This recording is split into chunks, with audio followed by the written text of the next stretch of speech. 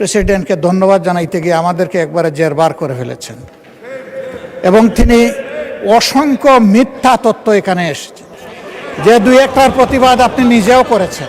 মাননীয় স্পিকার, আপনাকে ধন্যবাদ। আমরা প্রথম দিনই অঙ্গীকার ব্যক্ত করেছি এই বিরোধী দল কোনো গতানুগতিক বিরোধী দল হবে না।